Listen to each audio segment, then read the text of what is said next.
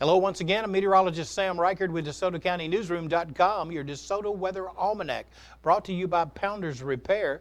You can find them at 345 East Commerce Street in Hernando, right by the railroad track.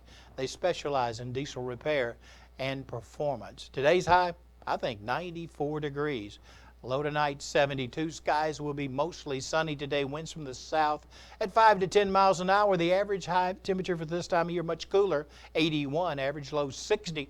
Record high temperature on this date, 1953, was not much hotter, 98 degrees. Record low, much cooler in 1942, was 39 degrees. No rain to report to you in my gauge in the last 24 hours. Sunrise today at 6:52. The sun sets at 6:48. That means you have 2 minutes and 11 seconds less daylight today compared to yesterday.